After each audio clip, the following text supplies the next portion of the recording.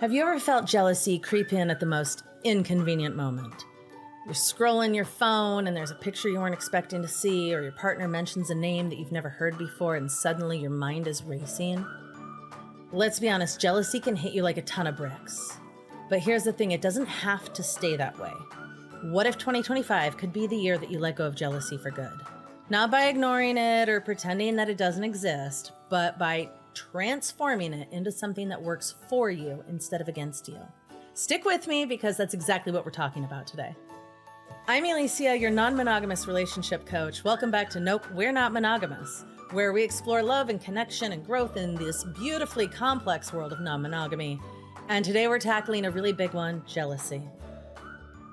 Now let's be real, jealousy gets a really bad rap. It's often seen as this like ugly, shameful thing, and that we're supposed to suppress it. We're supposed to pretend it doesn't exist or just not experience it at all, right? But here's the good news. It doesn't have to be that way. In fact, jealousy can actually become a tool for growth and deeper connection when we know how to work with it. So by the end of this episode, you'll have 3 powerful tools to help you name, understand, and reframe jealousy in a way that leaves you feeling lighter and freer and much more confident in your relationships. So grab a cup of coffee and settle in and let's get started. So here's the thing about jealousy. It's sneaky. Sometimes it's loud and obvious, like a knot in your stomach or a sudden argument with your partner, but other times it's very, very subtle and it shows up as this quiet sense of unease or a passing comment that leaves you feeling off or wrong. Have you ever had one of those moments? Maybe you felt jealousy, but you didn't know how to name it, or worse, you felt guilty.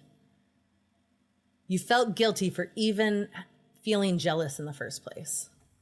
You're not alone. I've been there, and so many of my clients have, so many of our listeners have. But the truth is that ignoring jealousy doesn't make it go away. It just makes it a lot harder to deal with. And it actually sticks around a lot longer. So that's why we're not going to just talk about why jealousy happens. We're going to explore we're going to explore how to move through it and how to grow from it, right? I have loads and loads of experience with jealousy. I've been non-monogamous for over 10 years.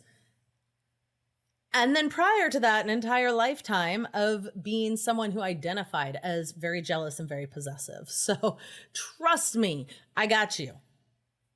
Your first tool, okay? Name the feeling. Acknowledge it. When jealousy hits, our natural instinct is to react, right? We go straight into these spiraling thoughts, these stories. What are they doing? Am I not enough? What if I lose them? What if they're better than me? But jealousy actually lives in your body.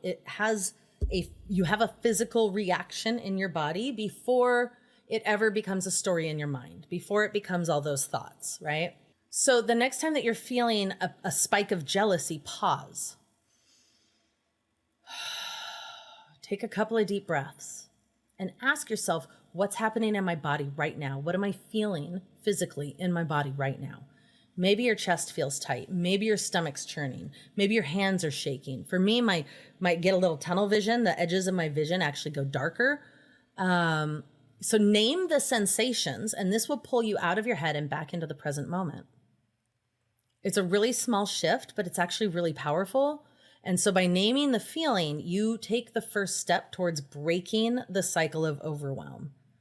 You take the first step towards breaking this momentum that builds up that then leads to catastrophe down the road. If you're someone who experiences jealousy, you know what I'm talking about.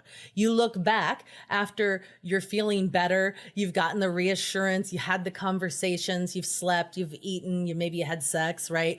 You've taken care of all the needs that you have, and you look back and you're like, gosh, wow, I really overreacted there. Or man, I sure wish I hadn't just like flipped out and gone into all of that. We didn't need all of that to get to this connection that we finally found on the other side of it, right? So this is the first step. Take a deep breath and acknowledge what you're feeling. Become aware of it. Give it a name. Okay? So your second tool, once you're grounded, dig a little bit deeper and find the trigger. Ask yourself, what just happened that made me feel that way? What just happened that activated this feeling of jealousy? And also, what happened one step before that? What happened right before that? Sometimes the trigger is really, really clear. Like your partner mentions someone new, or you see something unexpected on social media. But other times it might take a bit of reflection and digging. Maybe it's not about the person or the situation at all. Maybe the real trigger is fear, like fear of being left out, fear of losing your connection, fear of not being enough. So like literally journal it out. Okay. Here's what I want you to ask. Here's what I want you to journal out. When jealousy shows up, what is the story that I'm telling myself? And then, is that story true? Often just getting those thoughts out of your head and onto paper will help you see the situation more clearly. When jealousy shows up, what story am I telling myself? And is that story true?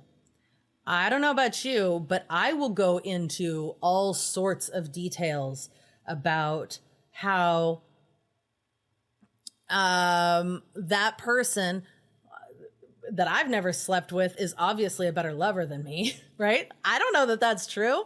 Or, you know, the ways that my brain will contort and spin and try to like protect the story that it's created in order to protect me, right? It's trying to do a job of protecting us. But it starts to create these stories to justify the actions that it wants you to take. And you got to ask yourself, is that real? Is that person really prettier than me? Does my partner really like them more than me? That's all shit I'm telling myself. I have no way of knowing that. Unless my partner told me that, and then that's a whole other relationship problem. If my partner's telling me I like them more than you, well, then my jealousy is pretty valid.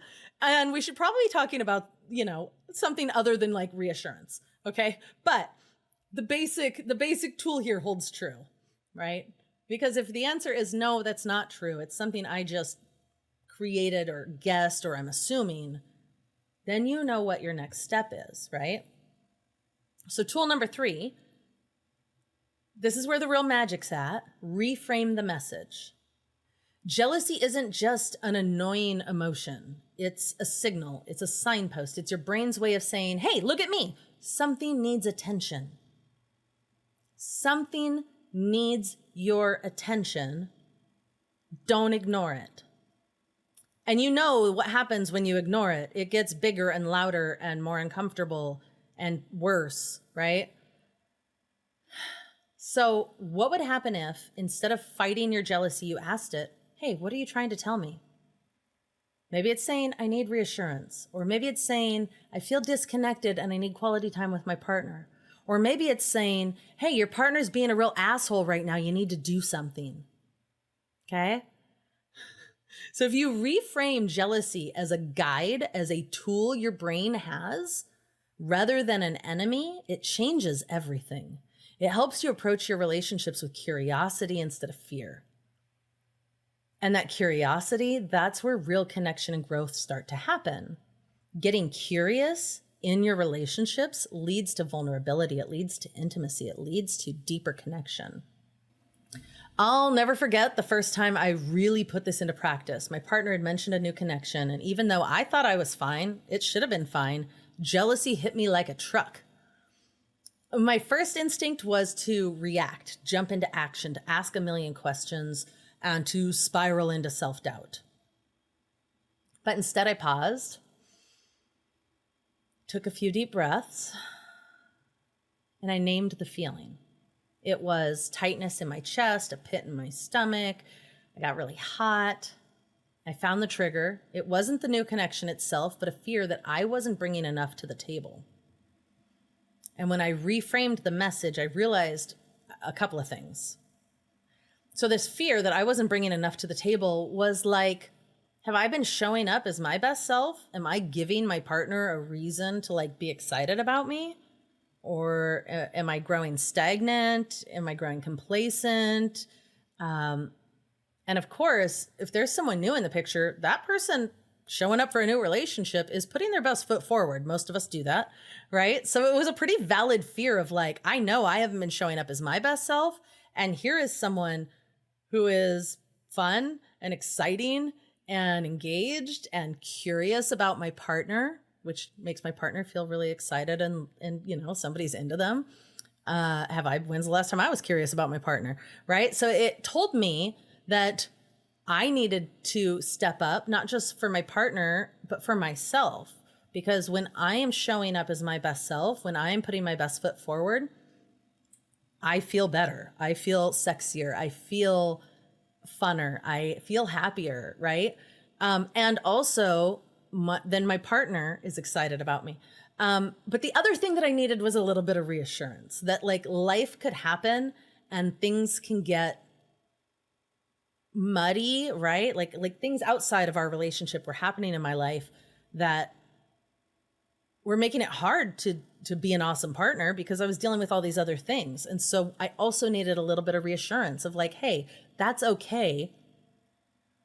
I know that there are ebbs and flows in relationships, in life. And like, I still love you. I still care about you. I love you in this season, in this moment of our life. And I love it when you show up in a way that is exciting and when you're curious about me and when you're feeling sexy and when, like all of those things. So it gave me a lot of information. So that moment of reflection didn't just save me from like having an argument. It genuinely deepened our connection.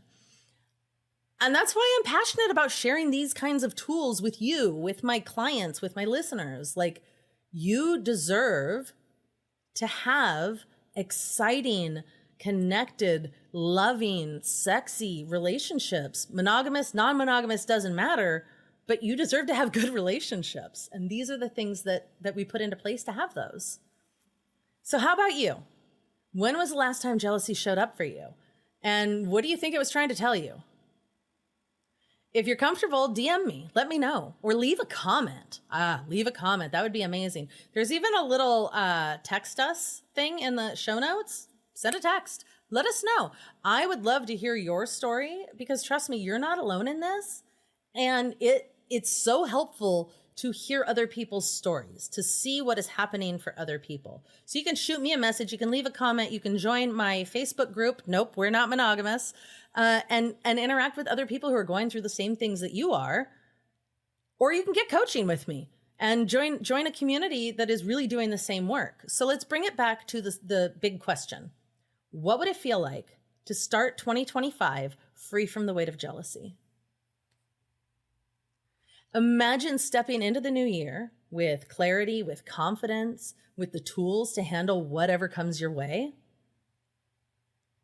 That's what we're doing in Beyond Jealousy. That's a program I have that's designed to help you get clarity, confidence, tools, become less jealous, be more, have juicier non-monogamous relationships, right? So if you're ready to make 2025 the year of emotional transformation, you can click the link in the show notes. You can join us. You deserve relationships that feel light and loving and free. And I want to help you create them.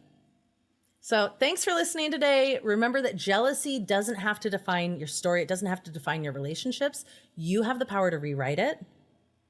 And I'll see you next time. Bye.